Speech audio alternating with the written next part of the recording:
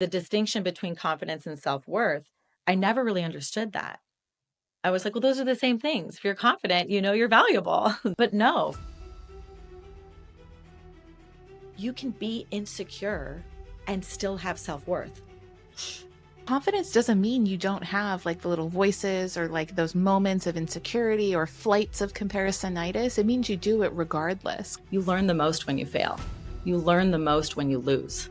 I have learned that it's my responsibility to protect my peace. I cannot control what other people say about me.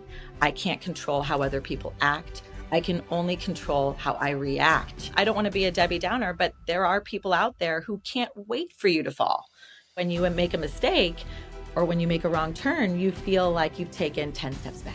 Well, what if it's not linear? Well, then when you take a wrong turn or 2 steps back, you're actually further along. Personal branding and personal development go hand in hand.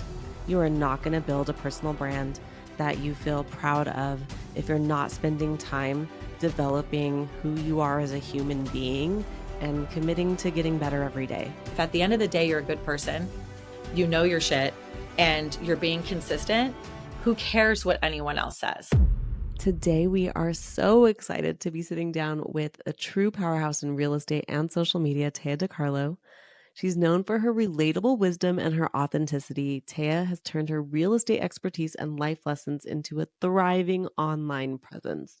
As a trusted voice in the industry and a self-proclaimed recovering people pleaser, Taya blends business savvy with heartfelt advice on everything from buying and selling to self-love and parenting and so many things in between. In this conversation, we're going to dive into her journey of overcoming people pleasing and the valuable lessons we realize our moms were right about as we get older. We kind of got a little emotional there when we were talking about that one, so stay tuned for that. Get ready for some real talk with the one and only Taya DiCarlo.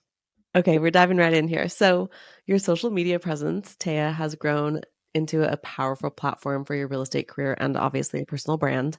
And Kat and I are talking to people all the time about how important it is to build your brand. But in the beginning, those first days, can you talk to us about how you initially decided to kind of go all in on putting yourself out there? Because a lot of our audience is listening and they're in those beginning phases where they're like, who am I to create a video? Who would care what I have to say? And I know you were there once too. Yes, yes. And I have now been at it for over 10 years. So before I share my story, I will say, do not compare your chapter 1 with my chapter 10, right? It's so easy to say, I want to take the magic pill and just be right where she's at. But, and I tell my kids this, you learn the most when you fail. You learn the most when you lose. Like my son lost his soccer game. I'm like, yeah, but you guys worked your butts off and man, you guys know better for next time. So when it comes to social media, when I was doing it, nobody was doing it. Nobody. In fact, I got made fun of to my face and behind my back by, both fronts. And so then that tells you, God, like if people who know me are talking about me in a negative way, what are strangers saying? Right. So I had to overcome that. And mind you, back then, there was not this herd, this community of people who were playing and experimenting with video content for their business. In fact, it was seen as unprofessional. And for me, my background is in television. My background is in film. I went to school for journalism and I studied acting. I moved to LA to be an actor. And I started making a lot more money in real estate. Um, but at the very beginning, I will say that I failed forward. I started with a video blog. I started with it's very cheesy. I don't even know if there's still video footage of it online, but Well, we will definitely be Googling that. Don't worry. We'll find something. I had a video blog called Hermosa Living because I started as an assistant in the business, but I didn't branch out on my own until about 2011, 2012. This was like before I got married, before I had kids. And I would take a video and go to like shops and restaurants because when I was a TV host, that's what I did. It was like best of the Bay, best of LA. And we would go interview, shop owners or whatever and sell the community. And I thought, you know what? That's what real estate is. Not only am I negotiating the deal, but I'm selling the community to a buyer, or I'm helping a seller sell their favorite thing about a community. And so my big epiphany, my big aha moment to go all in on video was, God, why is it that people who know me aren't hiring me? Like, I'm actually really good at this. I'm cold calling, I'm door knocking. If they knew how good I was at this, if they could see me and I could prove to them how good I am, there would be no doubt they would work for me.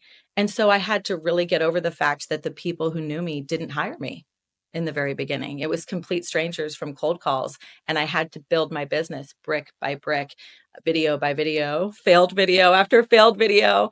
And I didn't really get momentum until 2020. So, how many years in would that have been, Taya? oh my God. So if you think about some of my first videos of Hermosa living, oh my God, cringe. And by the way, my Instagram page back then was like Taya DiCarlo Properties. I mean, it was like, I can't. Right. You were. Yeah. Yeah. And so, yeah, I get it. Back then, I want to say, let's do the math. I mean, really, I didn't get my first MLS credit till I think it was 2013. So I had a couple years there where I was just working on a team. I was getting hourly. I was offering to run other agents' Facebook pages. Yeah, because you just need to make some cash. They were like, and they didn't know how to do it. Yeah, they're like, what's Facebook? You know what I mean? And so I was doing casual videos. I mean, these were not I didn't know what I was doing. Right. And I was just failing forward and throwing shit at the wall and seeing what stuck. So 2012, 13, 14, 15, 16. And in those 5 years, I had 2 children and 3 pregnancies, right? I suffered a miscarriage. I got married in 2012. I had my first baby in 2014, miscarriage in 2015, and a baby in 2016. So those 5 years, I was putting myself on camera when I didn't look and feel my best. Yeah.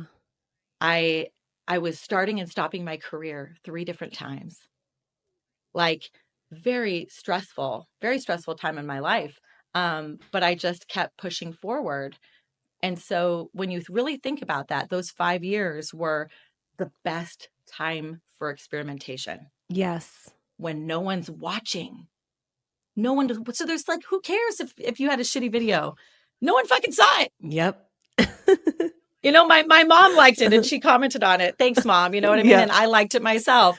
But it wasn't until I really leaned in and got strategic with it. Then, and like Candace, you've taught before, what is your brand, right? I never really had that thought of what my brand was until around 2019. I thought, you know what? I need to get serious about this. Mm-hmm. And I bought big Post-its, slapped them on the wall in my office, and I wrote down just whatever spoke to me. I was like, what colors do I think of when I think of me? And what colors do other people think of when they think of me? And what's important to me? What's my why? What do I love about where I live? Where do I see? I literally did this vision board for my business brand. And then I started building videos. And that's how I came up with Taya's 2 cents, which was at the very beginning of 2020 before the pandemic. And I started doing those videos out of an extra bedroom in my house. Yep. And I started content baking. And then I was like, I'll just post 1 video a week. We'll see how that goes. And then I'll splice in some proof of success, some property tours, some behind the scenes. And before you know it, within just 2-3 months of me just being consistent with a plan, all of a sudden I was coined as this realtor who has a brand and has this content. And I was like, whoa, guys, I just started doing Taya's 2 cents. Yep. Well, you've always been doing it. I'm like, oh my God, I have them fooled. And then I had to get over my imposter syndrome. You know what I mean? So it's yeah. But again, if you fall in love with the journey, there's no final destination. I'm still refining my brand. I'm still rediscovering myself because now I'm a single mom. And now I'm you know what I mean? Now I'm okay, now I do a lot more luxury. Okay, what does that look like? Yeah. What does that feel like? And now I'm 42. I'm not 30. You know what I mean?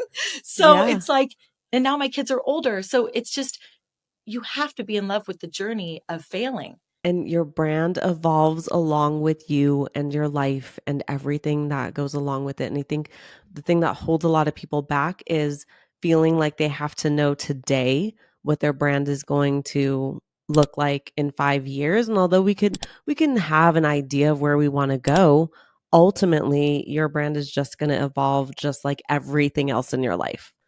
Right. And so it's like, because some of the things that we've heard some clients say is, oh, well, you're in a media friendly city, or, oh, you understand the industry. So it's easier for you, or you got in early or late or this or that. And it's like, it's a journey regardless of whatever advantages you have.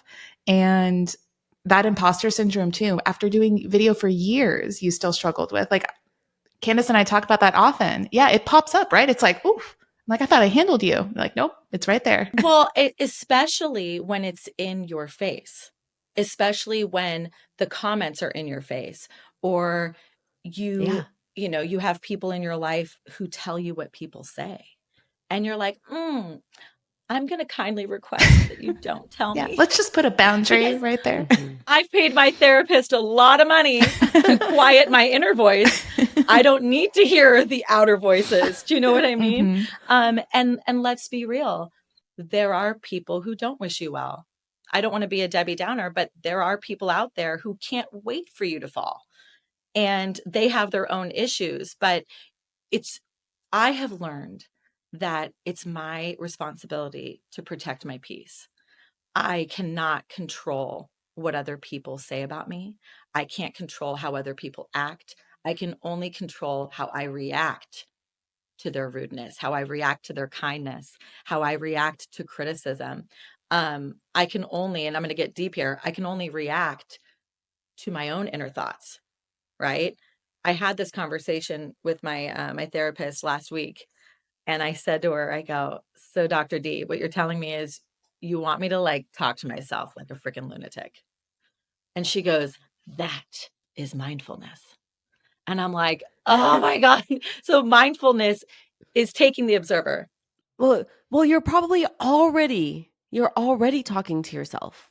Well, and we're not conscious of that, right? So the moment you have that awareness that you are talking to yourself, you can have this out of body experience where you're taking the observer stance. And when you take that observer stance, because any of us can give advice to other people.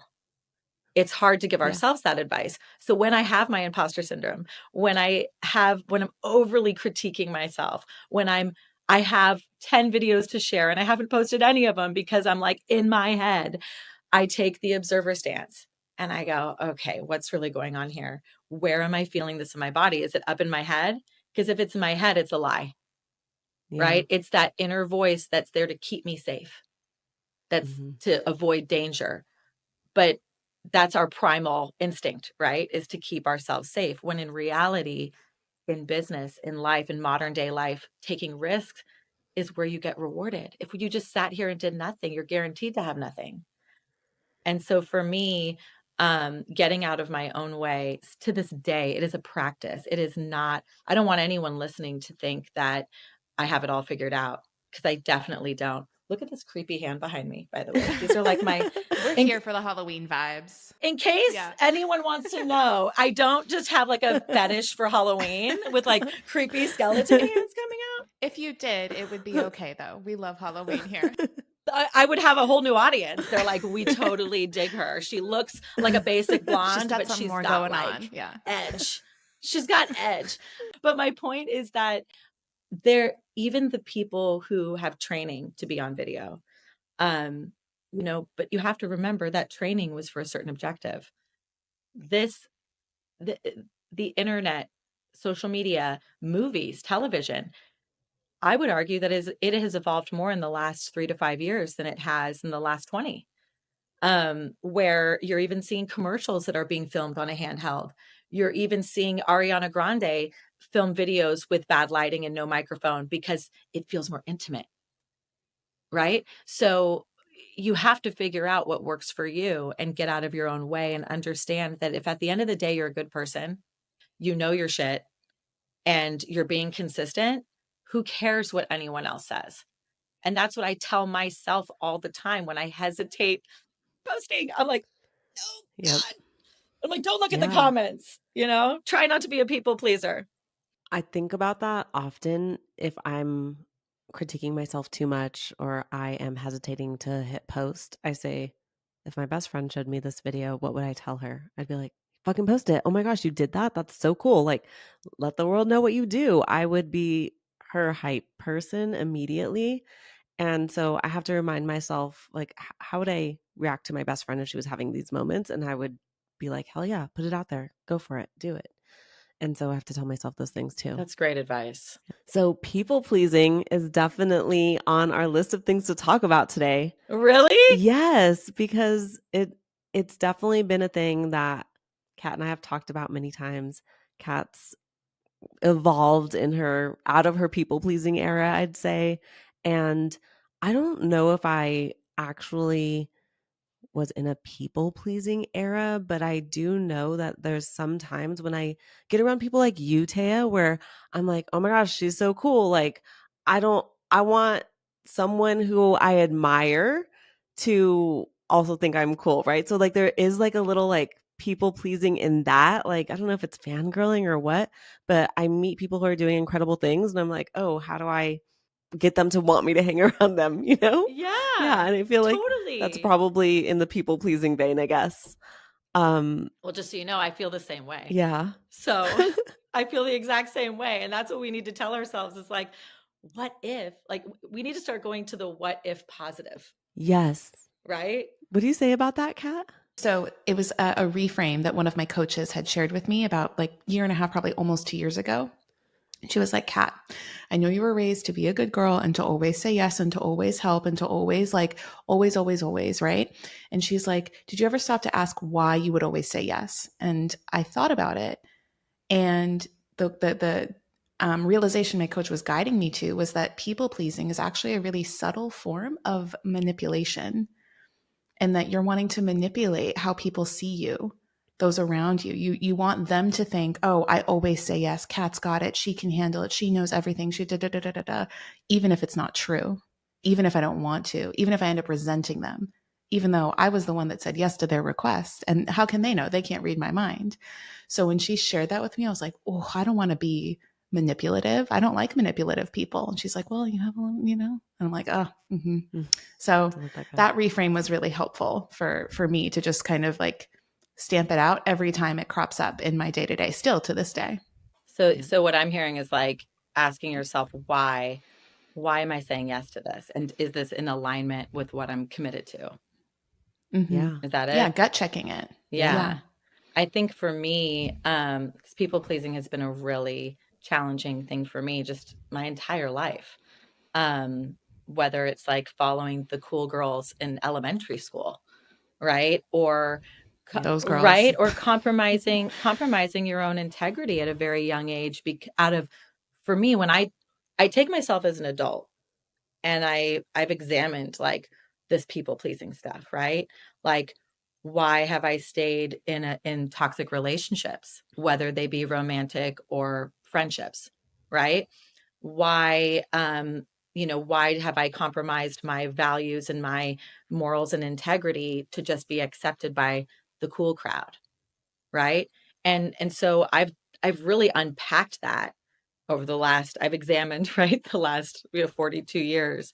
And what I've come to realize very recently is that for me, people pleasing is recognizing the distinction between confidence and self-worth. And what I mean by that is that you can be confident and poised and feel good about yourself. And you look in the mirror and you're like, hey, girl. But you can also subconsciously not recognize your worth and compromise your values and have zero boundaries with manipulators because you're unaware of your worth. Right? Mm-hmm. So the distinction between confidence and self-worth, I never really understood that. I was like, well, those are the same things. If you're confident, you know you're valuable. Duh. But no, for me, it was like, no, I'm confident in so many ways. But when it comes to people pleasing, it was a very hard pill for me to swallow that I didn't understand my value. In fact, I second guessed it. Imposter syndrome, right? But I'm not as good as this person. If people knew how I was behind the scenes, would they actually think the same of me? And like, Am I living up to everyone else's expectations and blah, blah, blah, blah, blah. And so for me, recognizing, you know what? I know I'm a good person. I know, I know the answer. Like, I'm not going to be gaslit by that person and overthink it. I know I'm right. And I'm going to stand in that truth. And if I stand in my truth and I know that my side of the street's clean, I can do anything and I can actually establish a boundary. And this is, you've probably seen this on memes and quote cards on Instagram and everything. But the only people who are angry about you establishing boundaries are those who benefited from you having none. And that right there is for me a direct correlation to self-worth, because I recognize now that it's not even that I compromised boundaries. I had none. I had none. It was like, I'll do anything to get that deal. Oh, absolutely. I won't be unethical. I'll be totally ethical, but I'll work way more hours than respectably necessary. And I will go above and beyond and I'll spend my own money, or I'll stay in this relationship and give somebody 10 chances because I believe the glass is half full. Like, this is where I've invested so much time and energy. It's like, no, no, no. There Oh comes a God. Kat and time. I've both been there. Yes. Way more than 10 chances too. Listen, but there comes a time in your life where you go, okay, you know what? I'm going to fire that client. Mhm. I'm going to fire that person I've been with, right? Or whatever, or I'm going to fire this friend, right? You have Yep. to stand in your truth and understand that if your truth and your boundary is reasonable to you and is fair to you and it's your life, guess what? If the person on the other end is another respectable human being with their side of the street clean, they're going to honor and respect your boundary. Perfect Yes. example, relating it to real estate today, working with a client who's been extremely challenging. It's a very nice way of putting it. Ooh, it's really helping me practice my patience. Um, and I've leaned into Chat GPT, uploading emails and text messages and going, help me help this person. Am I crazy for thinking na na na na na? And even artificial intelligence telling me, it sounds like this person has unreasonable expectations. It sounds like you've been going above and beyond. I recommend sending this person this kind of email. And if after that they still have a problem, there's nothing wrong with walking away, because Wow. this is AI, Yeah, that's crazy. because at a certain point, you cannot subject yourself to that type of behavior. And I'm like, kind of Yeah. scary that ChatGPT is giving me this advice. But at the same time, I was like, wow, that's actually true. You know what? I'm not afraid of losing this client, because if you've read The Pumpkin Plan, I'm ADHD, just so you know. So if I'm like jumping all over the place, okay. I have not read The Pumpkin Plan. Okay.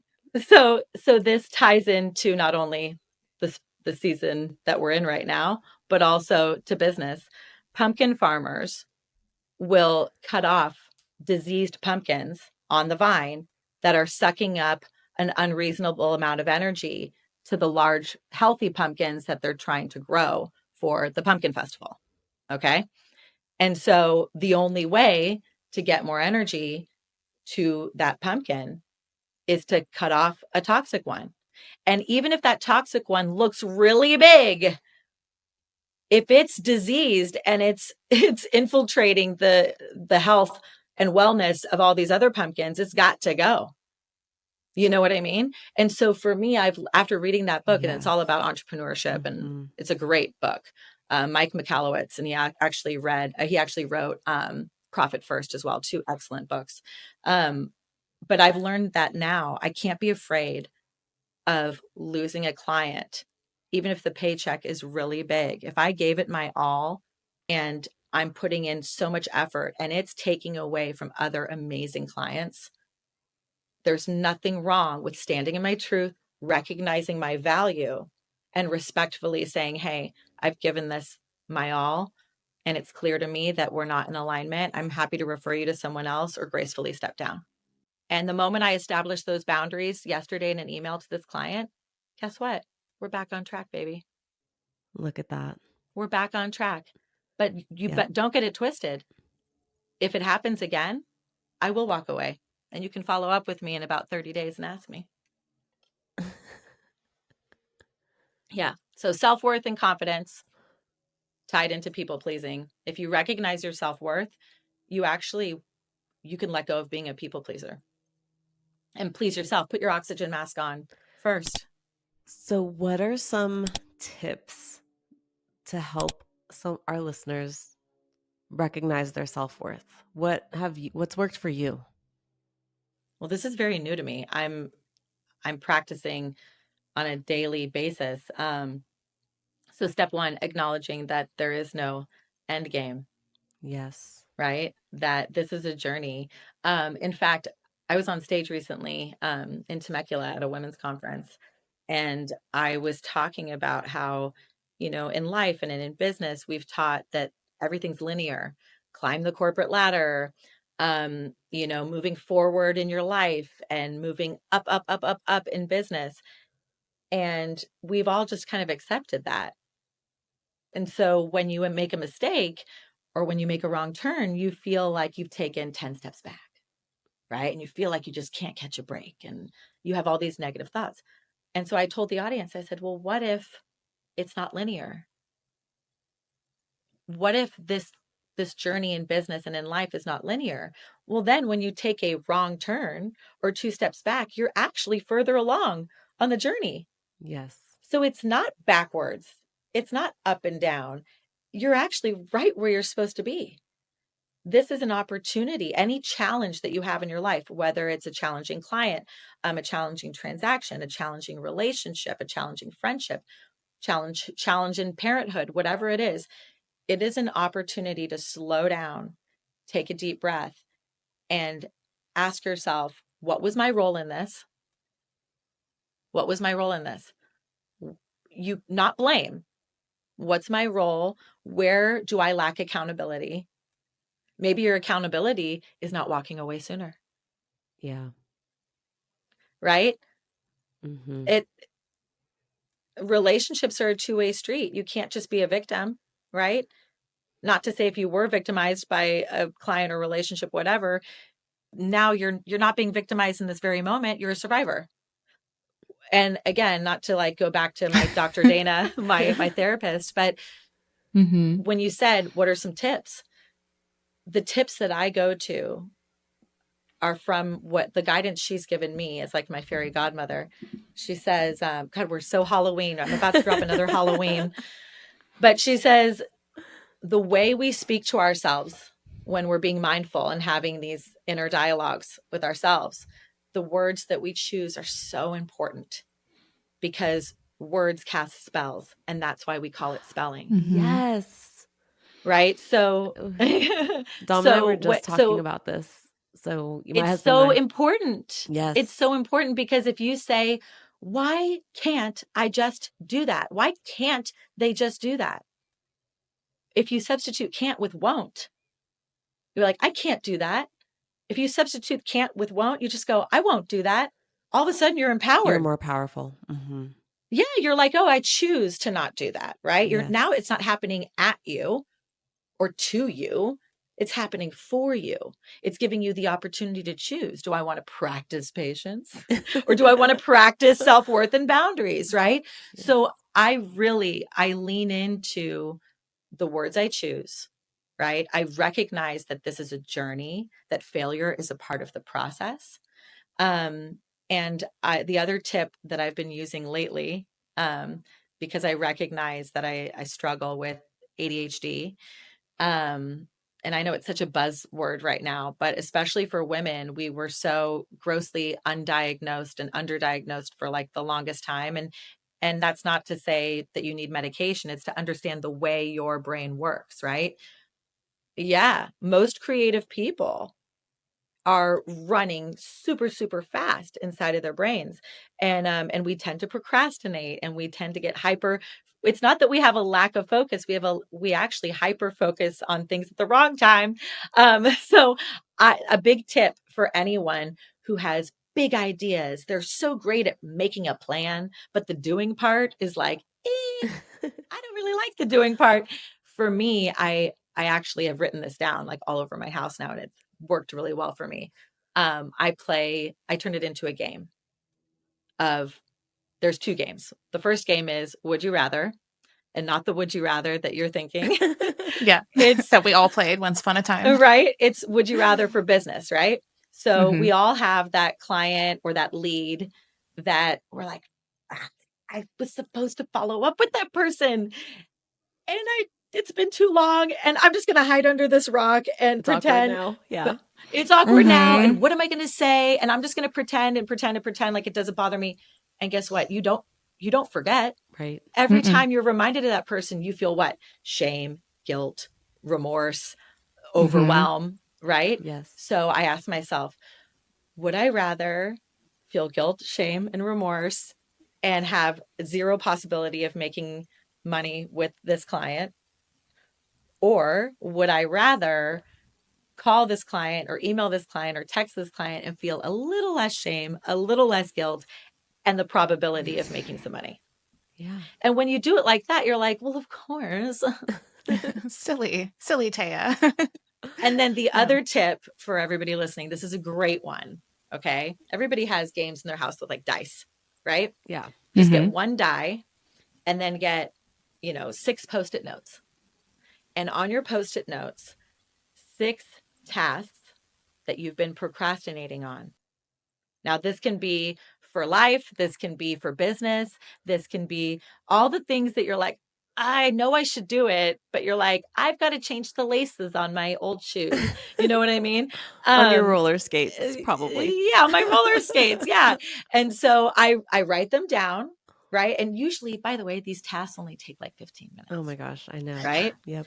But if you trick your brain into making it a game, now you've got the die and you're like, oh, please don't let it be number 6. You know what I mean? And you're like, and you roll the die and you're like, damn it. Yeah. And then you do it and it's not that bad. And you're like, oh, all right, let's do another one. Like, Yeah. and You before you feel good know about it, yourself. you Yeah. feel good about yourself. And in 1 hour, you've knocked out 6 tasks that you've been procrastinating on. Yep. So those tips are love it. directly from Dr. D. I was like, Thanks, you Dr. need D. to write a book and I will write the Mhm. foreword. I will be your hype girl all day long. It's Publicist, amazing. PR campaign, Oh, yeah, everything. everything. She's amazing. You mentioned parenthood as one of like the arenas of your life where you've worked on people pleasing and boundary setting. I am not a mom yet. My partner does have a daughter who's grown, and so I've been kind of stepping into that role, which has been great. And Candace is a mom to be due in just a few months. What? In January, yeah. Congratulations. I Thank didn't know you. that. Yes, I was pregnant when I saw you in San Diego, but no one knew Oh yet. my God. Well, girl, you look great. That's why I had was no extra idea. sweaty. I was like, whew, it's hot in here. I wanted to ask you, at your stage and your journey and what you've been through, what have been some moments where, because I've already experienced it, watching. For me, it was like, oh, my dad was right, watching my partner with his daughter. For you, what are some moments where like mom was right? You immediately want to text her or call her, be like, I am so sorry for October 10th, 1997, that Saturday, whatever, what are some of those moments? Oh, fuck. How much time do you have? I mean, oh my God. Well, true story. I was on the phone with my mom before I got on this call. oh, how fun. Yeah. My mom and I are so close now. We were not when I was a teenager. I mean, without getting totally sidetracked here, I was the teenager that my mom, oh my God, my poor mom. She is true single mom. Like, I'm grateful that I at least get support from my ex and that we co-parent and that sort of thing. But my mom had full custody of my brother and I, and really financially was completely on her own. She is my hero. But I was that teenager that she was like, if you slam that door one more time, I am taking it off. And I was like, bam, like, slam it, lock it, that brass knob. And I'm not kidding. Like within 5 minutes, you hear, "Ngang, ngang, ngang, ngang, ngang." And she, true story, took my door and marched it into the garage and locked it for 6 months. 6 months. Wow. She goes, "Well, now you won't slam your door." I was like, Problem but solved. again, right? People who get upset about you establishing boundaries are those who benefited from you having none. So my mom was like, I will not be walked all over by this manipulative little teenager. And I was. And so what I've learned, God, my mom, I've apologized so many times for, I have an 8 and a 10-year-old, both boys. And man, she was right about so much, like so much. And all I can say is that, oh, I get a little emotional. God, I'm so grateful that I still have my mom, Mm-hmm. Yeah. because a friend of mine sent a picture of like 6 of us when we were in like 7th grade, and only 2 of us still have our moms. Oh gosh. And so the fact that I can like pick up the phone and call my mom and say, "Oh my God, what do I do?" And the fact that she picks up every time and lets me just only talk about me. Who else in the world can you just call and be like, "I need it to be all about me right now, and I need your advice, and I don't give a shit what you're going through." Like, that your mom is like, "I'm here for you. I'll do anything." And that's how I am for my kids. I don't want to tell my kids what I'm dealing with. Right. And so that's why I don't feel bad when I complain to my mom. And like, I complained about this client, and she's like, "Do you want my advice or do you want me to listen?" Mm. Oh, mom. Mm-hmm. And I'm like, "I just want you to listen." And she's like, "Okay." And I'm like, "No, I want you to fucking solve it. Like, tell me what to do." And she's like, "Well, I think that the universe is giving you an opportunity to practice patience." And I'm like, "God damn it," And she's like, "Well, what if you saw this as a learning experience Mm-hmm. in trusting your gut? Like, if you knew this client was going to be this way from the get-go, how can you go about this differently in the next time, right? Just don't say yes to a client like that. Refer it out or whatever." And the other thing that she's told me recently is to like slow down. Mm-hmm. Slow down. Like, it's not all urgent. And that, Yeah. again, reminding me that I'm in full control of my emotions. Yep. I am in full control. Even when the kids are freaking out, and her just being like, like, be there for them. And my therapist also saying, like, be the mom that you needed in those moments, right? And my mom was in survival mode constantly. And so she would lose her temper, and there was a lot of yelling in our house. And I've learned now that with my kids, I want to hold emotional space for them.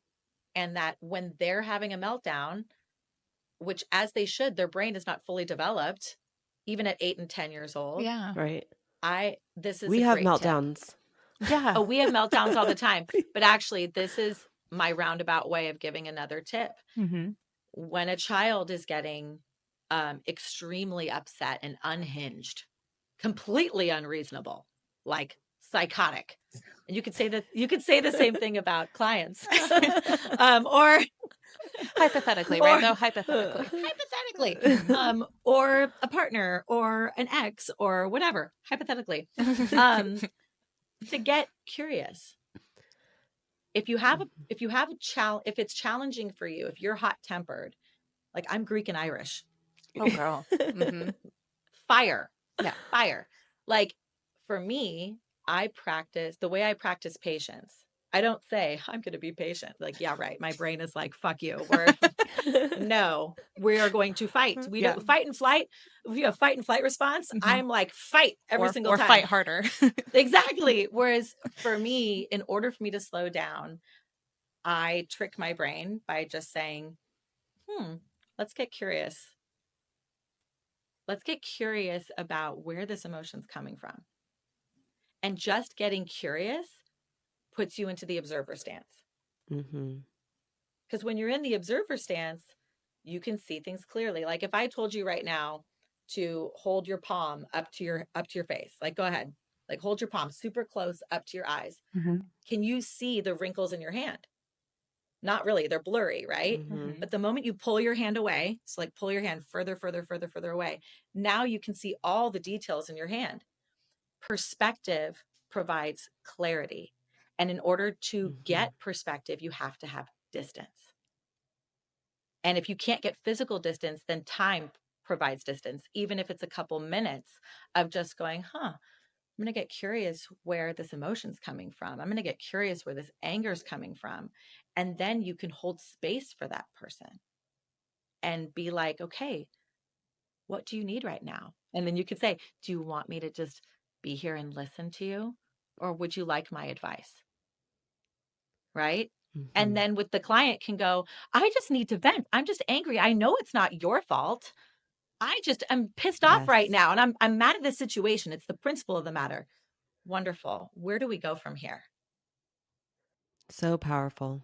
It's Dr. D and Kathy Joe, they really drop in the wisdom. An investment in time and money well made. Yes, I love it. That also makes me think, Kat and I often tell our clever crew to get curious when you are meeting new people and maybe we're introverts. So we have like anxiety around big crowds or meeting new people and being in those spaces. And sometimes getting curious is our tool that we use in our toolkit to start conversations with people or keep conversations going with people when we feel like we don't know how to keep it going, right? So I love that getting curious can also be helpful in heightened situations where you can just remove yourself the emotion of it and really try to be there for someone in a way that makes sense for them, which is not always the same thing that we need. Yes, 100%. And I can tell you that most past generations never had emotional space held for them. They And don't even know what it so, sounds like or looks like or feels like. Yeah. And so it's hard for them to practice something that they never got. But I can tell you this, when you provide it for someone, as their human instinct is to feel heard and seen and appreciative, and they can't quite put their finger on it, but they're like, I love this person. They make me feel heard and seen and safe and understood. And, and I don't know why this thought just came in my head, but I'll go ahead and share it. The other big lesson and epiphany I've had recently is that it's not my job to explain to someone how they've offended me or hurt me. They know. People know when they've offended you or mistreated you or lied to you or hurt you or are manipulating you. They are fully aware. Fully aware. And that's not to go to the dark side here. This is just this thought that came forward. I'm like, I may as well just say this. It's like, if you can actually recognize your self-worth, which allows you to release your people pleasing, you don't have to talk at someone and be like, hey, let me explain to you how what you said was offensive. And let me explain to you, let me break it down for you. Honey, they are fully aware. They are fully aware. This is Taya saying, you don't need to text him, okay? You don't need to call your ex and tell him all the 72 things that he did wrong. Yes, like that is, yeah. Yes, but whether it's your ex or a friend or a client, listen, if someone mistreats you or like breaks trust or is not being accountable, right? And they see that you're upset, if they see that you're upset and they don't go, oh my God, listen, the people who didn't mean to do it, they're the first ones to go, oh my God, you're so upset. Is it over what I did? Oh my God, I did not mean to do that. Oh my God, that came out in the worst way possible. Please forgive me. How can I make it up? Yes. But the person who gaslights you and goes, I mean, I don't really understand. What's the problem here? Fuck you. You know exactly what the fucking problem is. You know what I'm saying? I'm just going to keep it real. So Yeah. whether it's a client, because we're talking about real estate here, we're talking about entrepreneurs. And the same thing goes for anyone who's writing you something nasty on social media and commenting or whatever it might be. Lock the phone, give it to your girlfriend for the day. Exactly. Yeah, and again, if someone comments something nasty, get curious. Mm-hmm. Before you go and just pepper a comment back, pause, get curious, set a timer for 15 minutes. And if you still feel the same way in 15 minutes, then write something. But that has been something for me that I've practiced now, like on a regular basis. And I have to consciously slow down and go, I'm not going to be as reactive. I'm gonna get curious, which is gonna slow things down. Here's what I meant. This and let's talk. And it's setting a boundary where you are not spending your time or energy trying to convince someone or explain something to someone who likely isn't the person who really cares, right? Because if they really cared, they'd make that effort before you even get to this place. And so I think it's putting a really strong boundary between you and that person, and they're going to get the hint. Like, either you treat me how I want to be treated, or you're not going to be graced with my presence anymore. And then that's on you. And that is self-worth right Yes. there. And tying that back to social media, it's like, if you know what your self-worth is, if you know what your value is, you can confidently you can confidently communicate that, and you can confidently stand in that. And you can be insecure and still have self-worth. Yeah. Confidence doesn't mean you don't have like the little voices or like those moments of insecurity or flights of comparisonitis. It means you do it regardless because you know, right? It's like courage in that way. It's not like you're fearless. Yeah. You're like almost more aware of all the fears and all the things that go, but you do it anyway. 100%. And the same thing can be said for, I've pushed forward in social media, and there have been times over the last couple of years where I've taken some breaks from social media and I have slowed down, and I haven't been producing as much content or behind the scenes things because life happens, right? And in those moments of life challenges, again, you're doing this for you. It's not to say that social media is self-serving, but I'm just going to call it like it is. In a way, it kind of is, because you are doing these videos to provide value, right? Whatever that value is, in exchange for people showing up at your table to do business with you.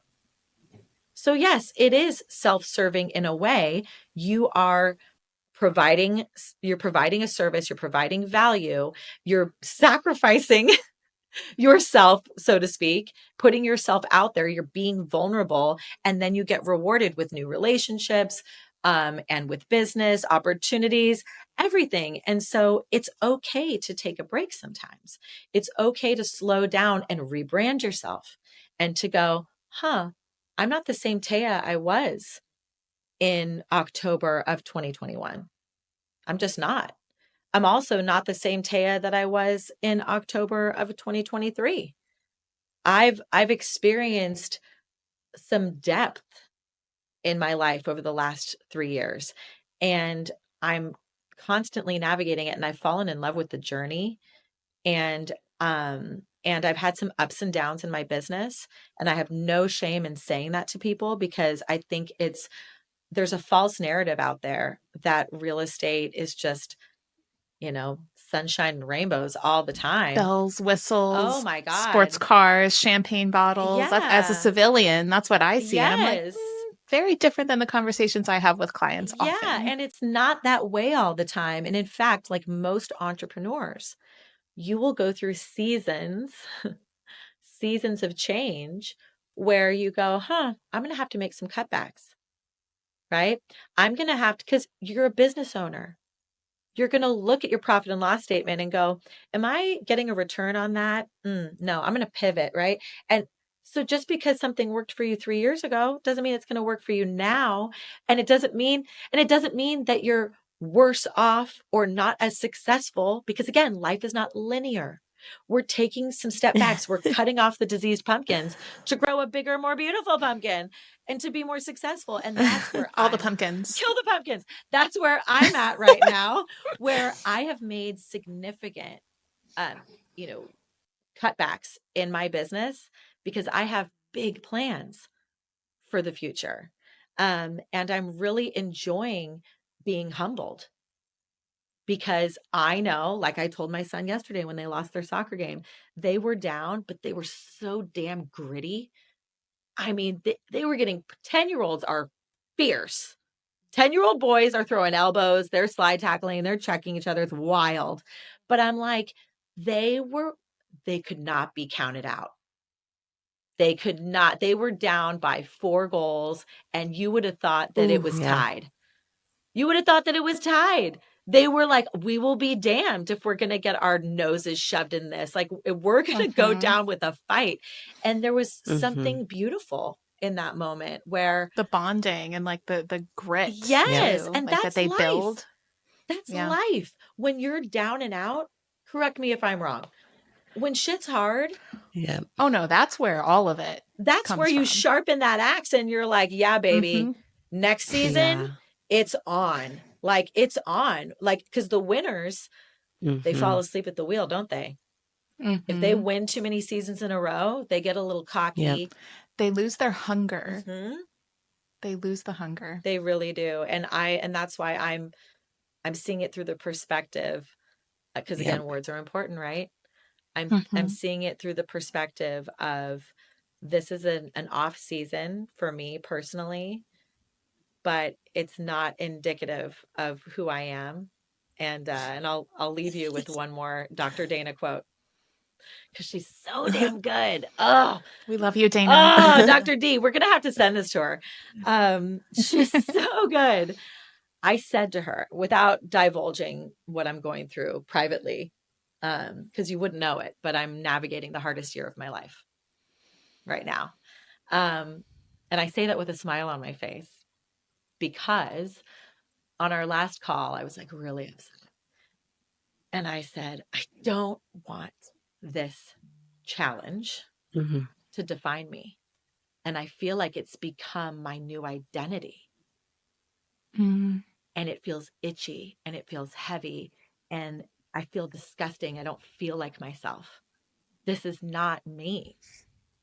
And she goes, well, can I offer you a perspective? And I'm like, yes, like, give it to me. She's like, one snapshot, one photograph is not indicative of the entire album. It is simply a snapshot. If you were flipping through a photo album and you saw one photograph that was kind of like, ugh, ooh, that's you're like, remember those times? That was dark. That was messed up. But you're like, but look at these thousands of other photographs that are like so amazing. And look at all of these beautiful moments that happened after that dark moment that maybe would have never existed.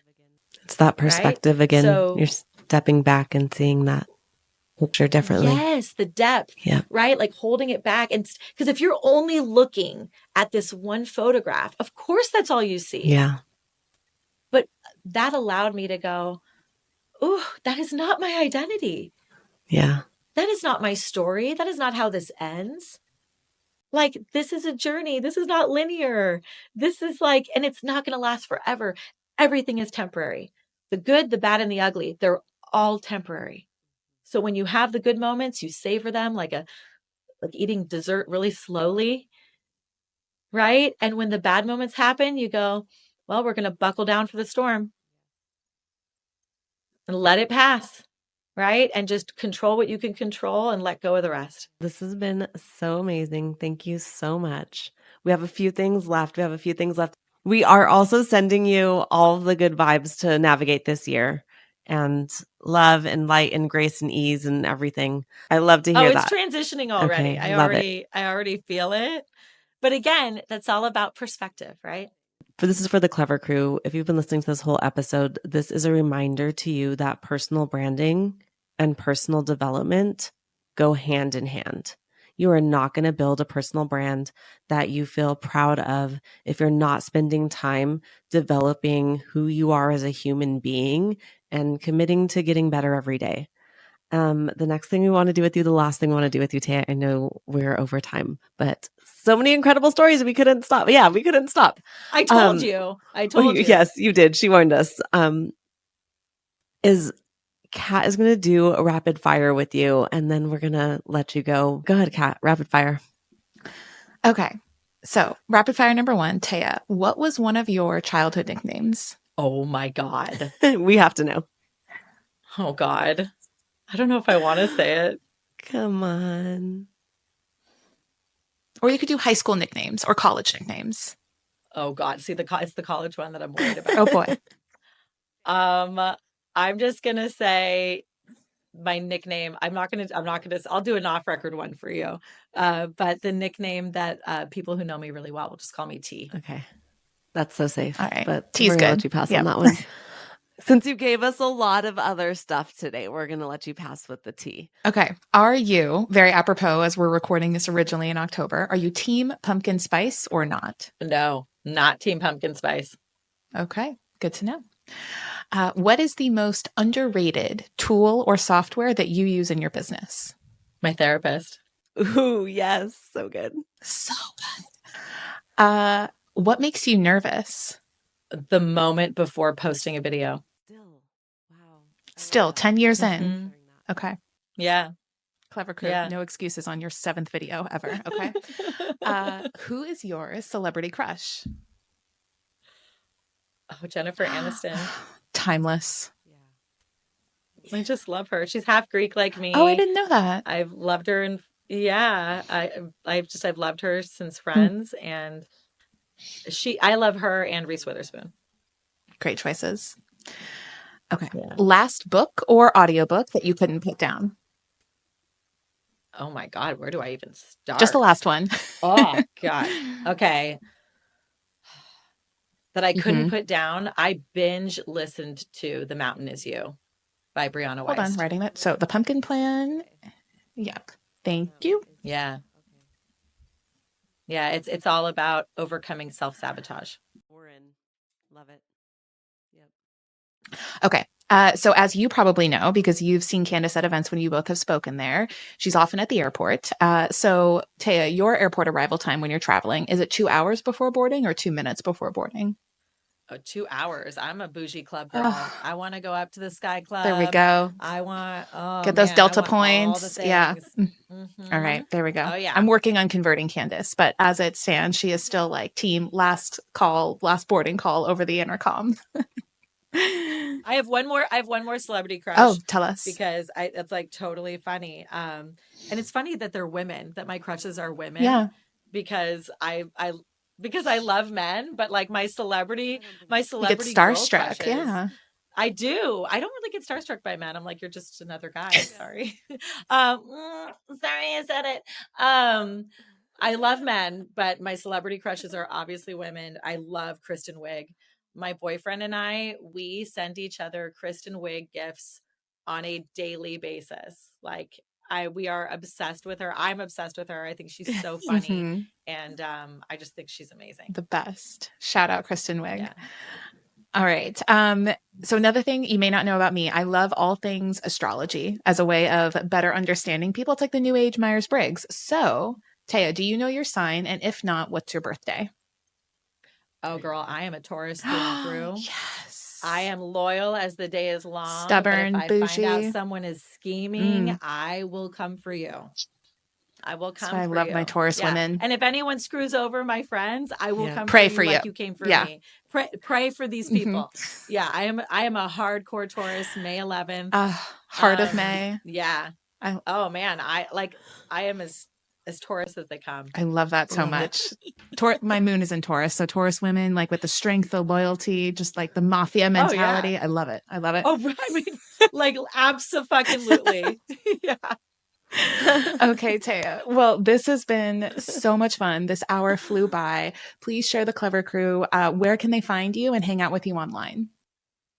The best place to find me is on Instagram at Taya DiCarlo.